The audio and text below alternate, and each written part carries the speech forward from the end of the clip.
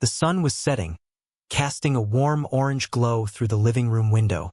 I sat on the couch, my hands trembling as I clutched the edge of a blanket.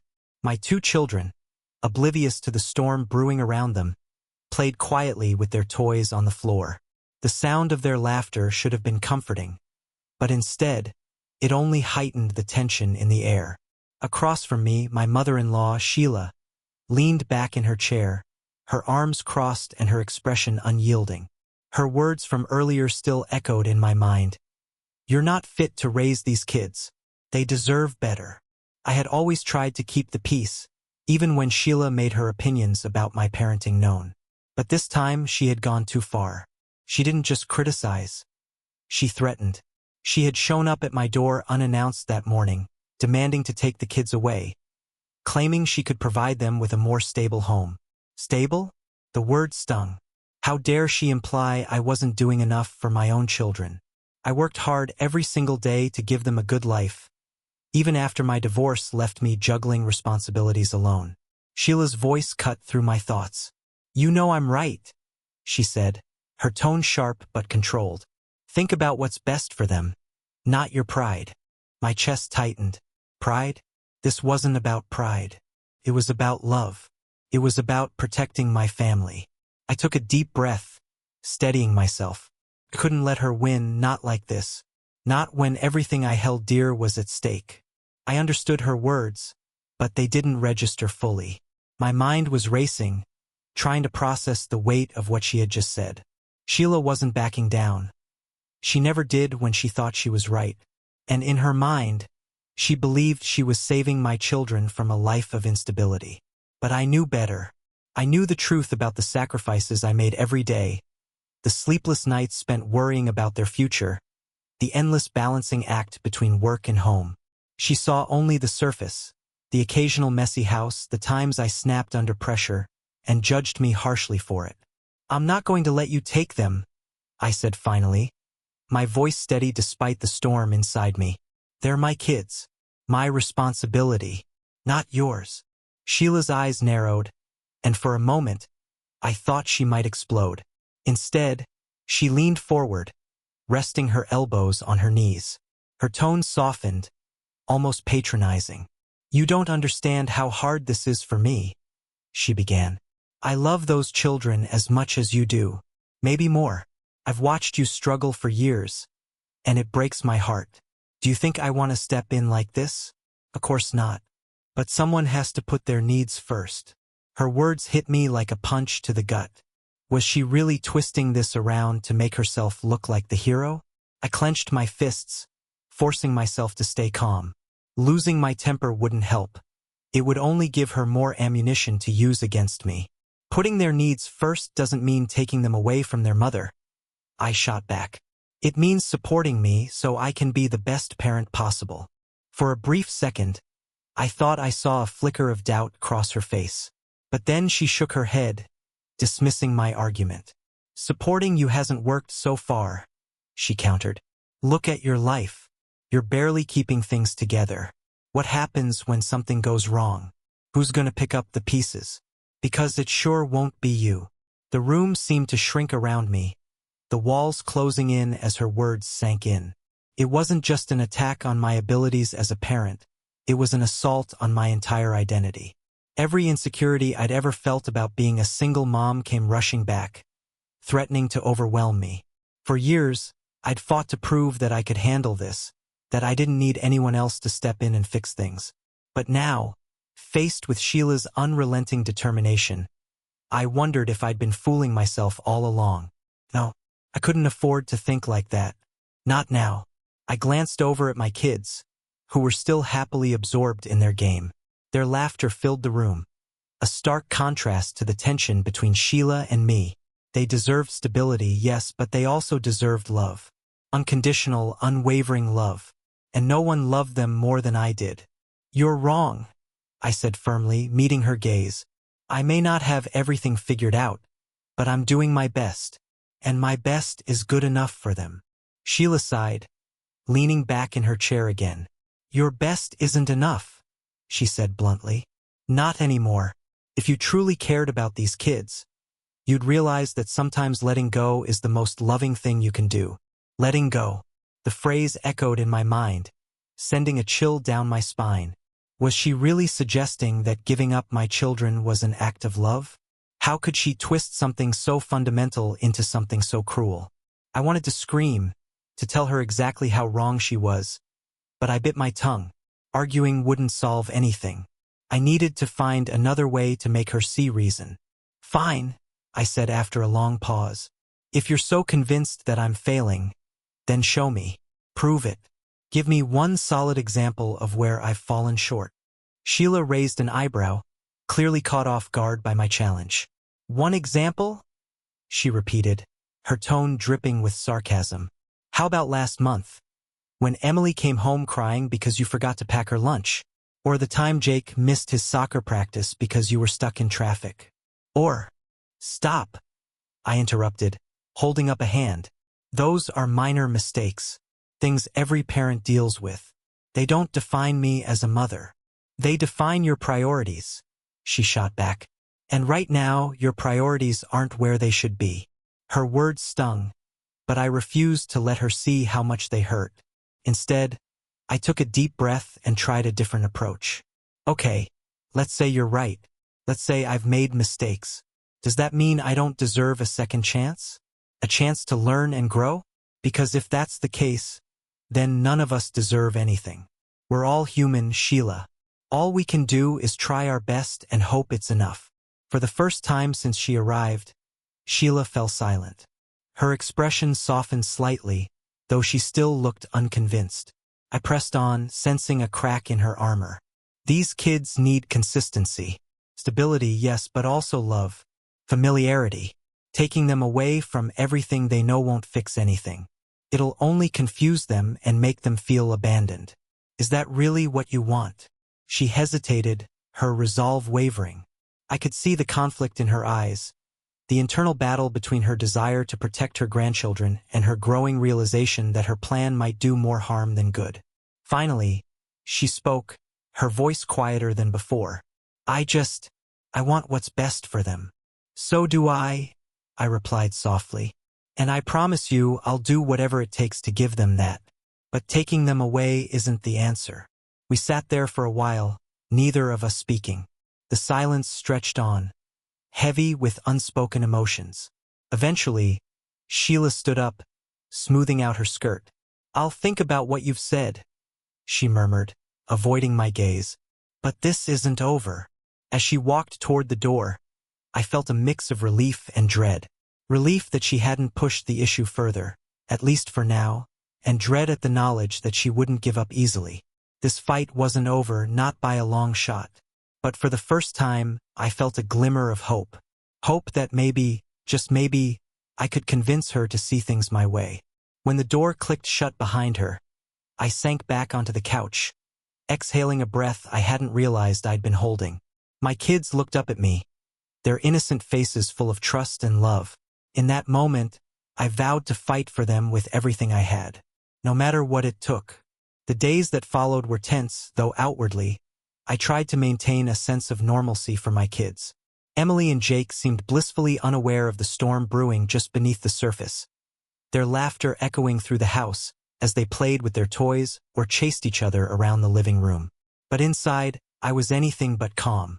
Sheila's visit had left me shaken, not because I doubted myself, but because it forced me to confront how precarious my situation really was.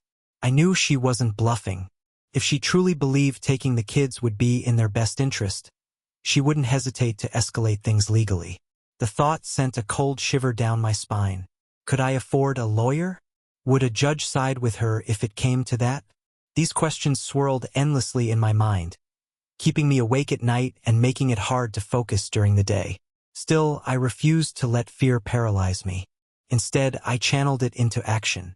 First, I reached out to a family counselor I'd heard about through a friend. Her name was Lisa, and she specialized in helping parents navigate co-parenting challenges after divorce.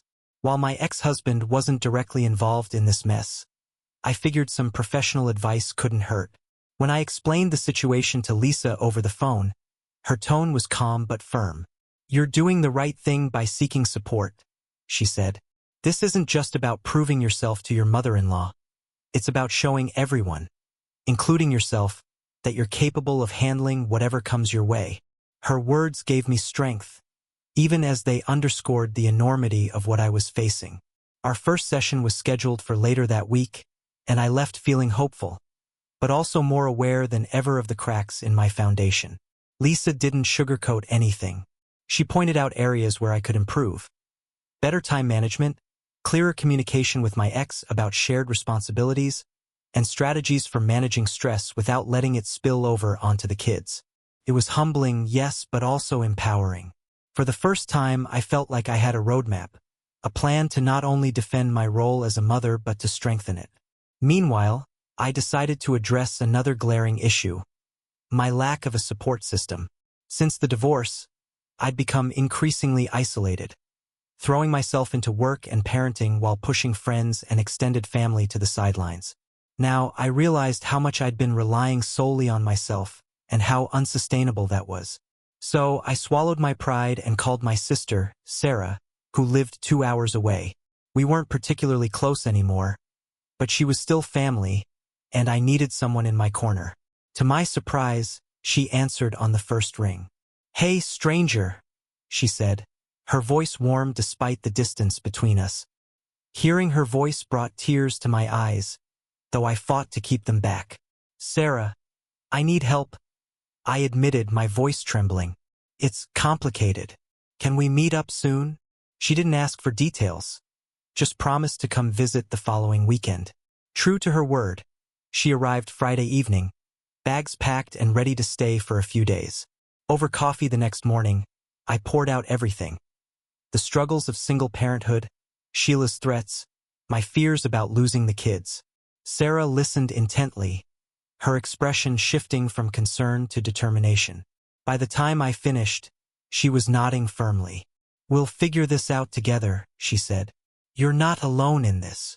Having her there made all the difference. She helped me organize the house, which had fallen into disarray amidst the chaos of recent weeks. Together, we cleaned, sorted, and created systems to make daily life easier. She babysat the kids so I could attend my counseling sessions without worrying. And most importantly, she reminded me to take care of myself, to eat properly, get enough sleep, and carve out small moments of peace whenever possible. It wasn't a magic fix, but it was progress.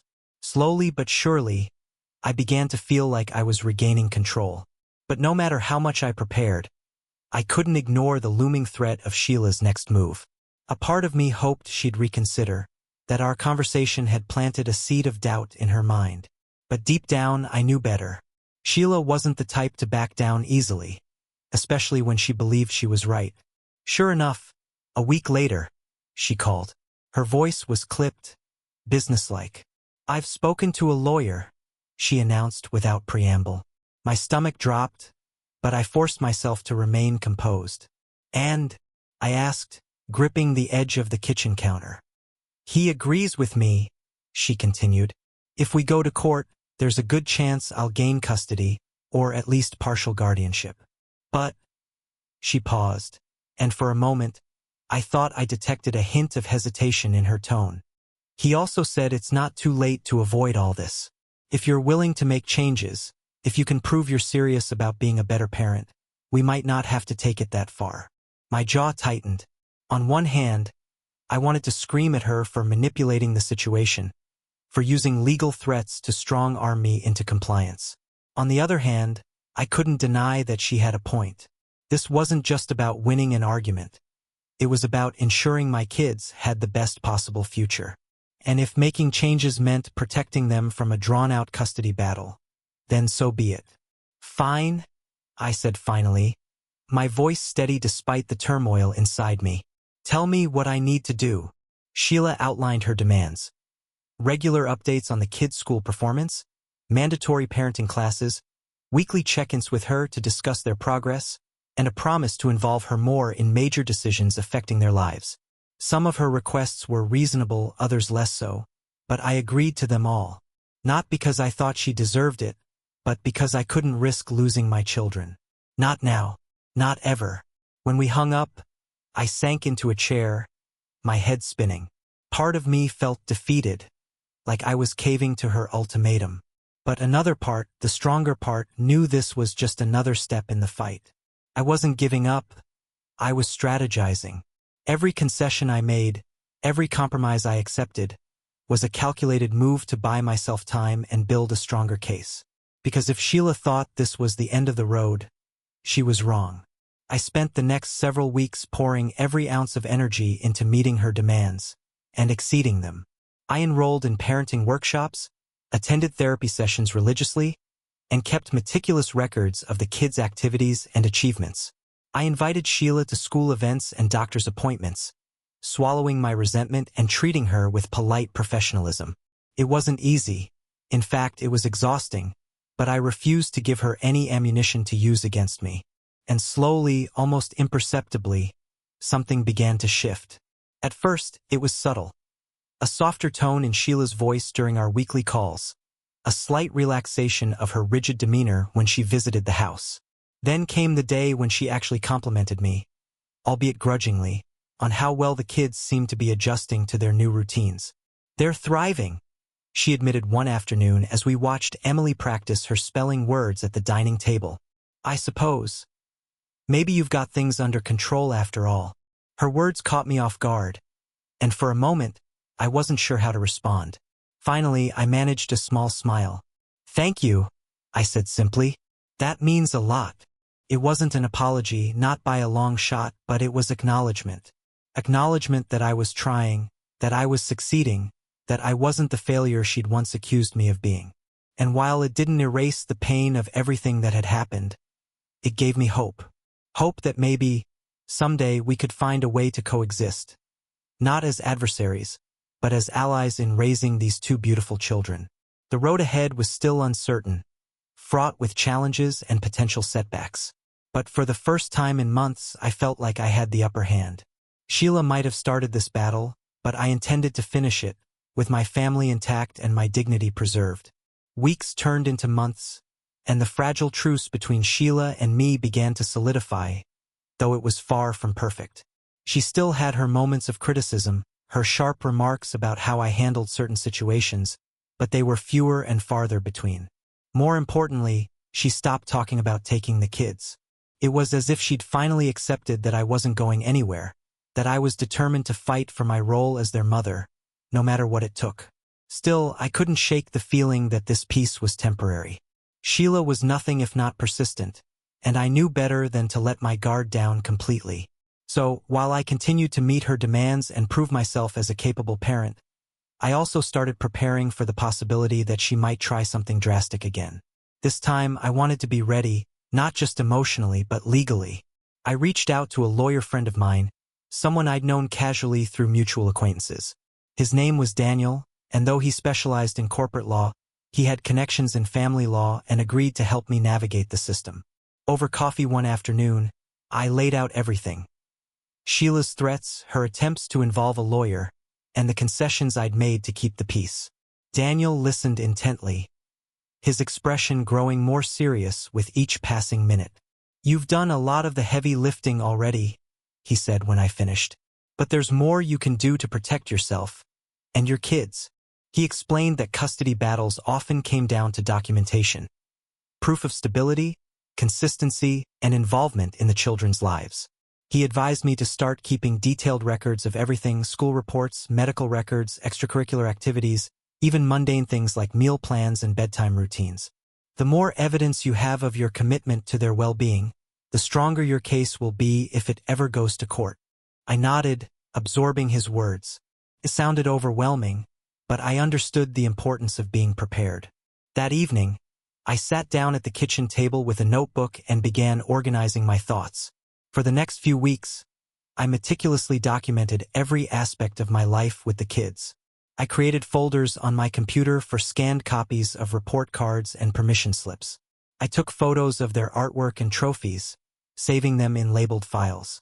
I even started journaling, a habit I hadn't picked up since high school, writing down little moments from our days together. Jake's excitement over scoring his first soccer goal, Emily's pride in mastering a difficult math problem, the way they both laughed uncontrollably during our weekly movie nights. It was exhausting work, but it gave me a sense of control I hadn't felt in months. Each entry, each file, was a testament to the life we'd built together. A life I refused to let anyone take away from us. As the weeks went by, I noticed another change. Not just in Sheila, but in myself. The constant pressure of defending my parenting had forced me to grow in ways I never expected. I was more patient now, more intentional about spending quality time with the kids.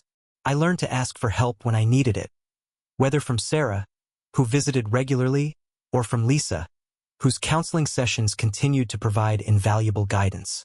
I even joined a local support group for single parents, where I met others facing similar challenges.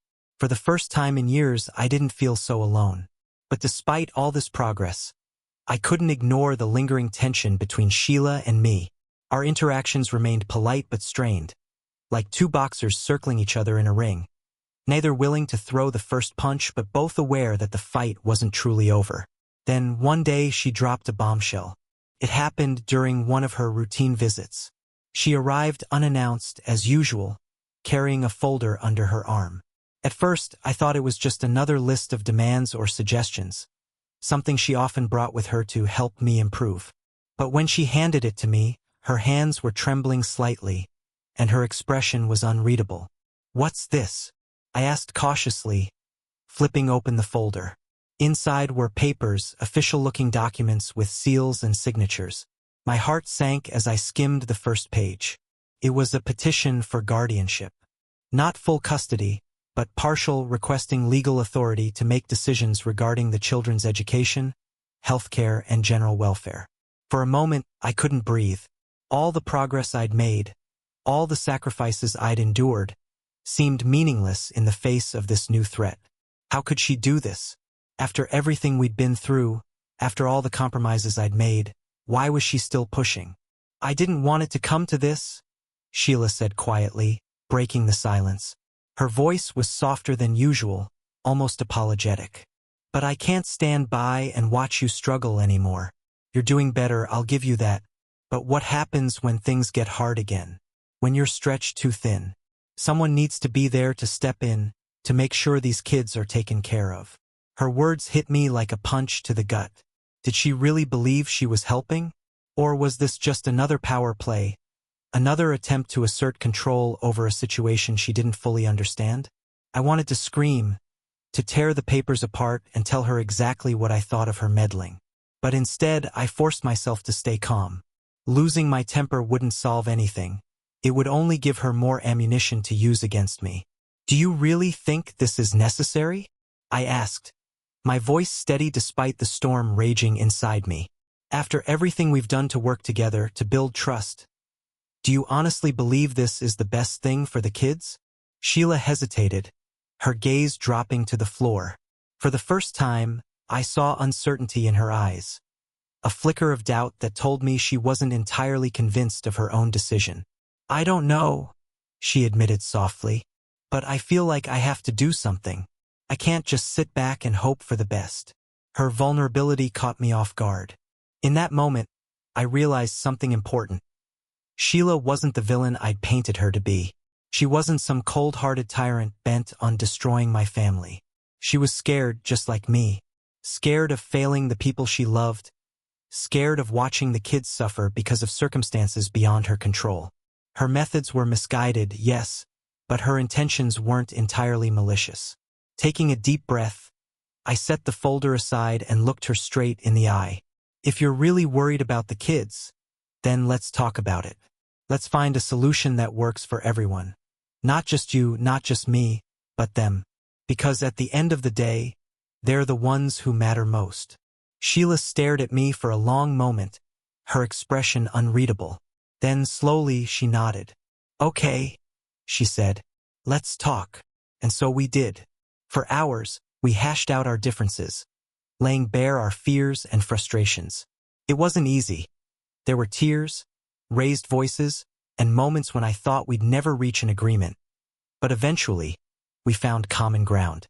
We decided to draft a formal co-parenting plan, one that outlined specific roles and responsibilities for both of us. Sheila would have input on major decisions, but ultimate authority would remain with me. In return, I promised to keep her more involved in the kids' lives, inviting her to events and consulting her on important matters. By the time we finished, the sun had set, casting the room in shadows. Exhausted but hopeful, I walked Sheila to the door. Before she left, she turned to me, her eyes glistening with unshed tears. "I'm sorry," she whispered, "for everything." I nodded, swallowing the lump in my throat. "Me too," I replied, and for the first time in a long time I meant it. As I closed the door behind her, I felt a weight lift from my shoulders, a weight I hadn't even realized I'd been carrying. The battle wasn't over, not completely. There would still be challenges ahead, disagreements to navigate, and moments of doubt. But for the first time, I felt like I had an ally, not an adversary, in Sheila. Together, we could give the kids the stable, loving environment they deserved. And that, I realized, was worth fighting for. The months that followed were transformative, not just for me, but for our entire family. The co-parenting plan Sheila and I had drafted became more than just a document. It was a foundation for rebuilding trust. Slowly, the walls between us began to crumble, replaced by something neither of us had expected: mutual respect. It wasn't perfect. There were still disagreements, moments when old tensions flared, but we handled them differently now. Instead of accusations and ultimatums, there were conversations. Honest, sometimes difficult, but always aimed at finding solutions rather than assigning blame. For the kids, life settled into a rhythm they could rely on. They thrived under the newfound stability, their laughter filling the house once again. Emily's grades improved, and Jake's confidence soared as he excelled in soccer. They adored spending time with Sheila, who, to her credit, made a genuine effort to connect with them on their level. She baked cookies with Emily, taught Jake how to fish, and even joined us for family game nights. Watching her interact with them, I saw a side of her I hadn't before. One that was warm, patient, and deeply loving. It reminded me that, despite everything, she wanted the same thing I did: to see them happy and safe. As for me, I continued to grow in ways I never anticipated. The challenges I'd faced had forced me to confront my own limitations, to acknowledge where I needed help and seek it without shame. My support network expanded beyond Sarah and Lisa to include friends from the single-parent group, neighbors, and even colleagues who stepped up when I needed a hand. I learned to delegate, to let go of the need to control every detail, and to trust others to share the load. Most importantly, I rediscovered joy not just in being a mom, but in simply living.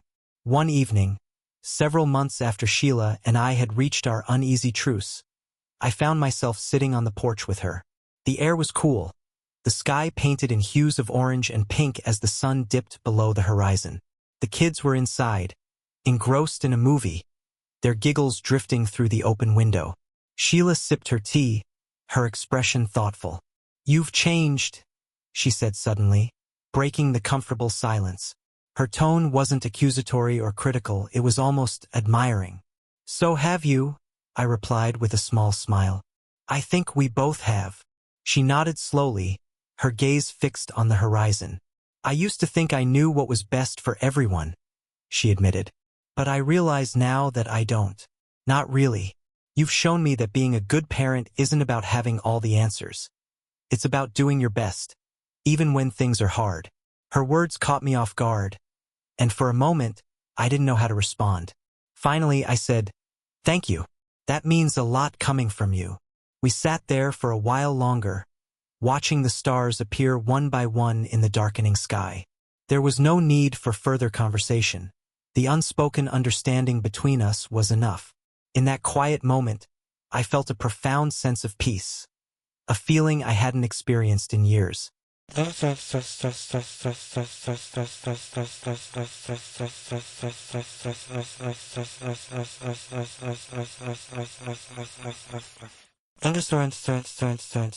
A year later, I stood in the kitchen, flipping pancakes for breakfast while the kids played nearby.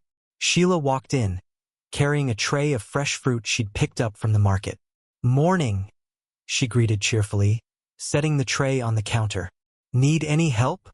"Sure," I said, gesturing to the stack of plates.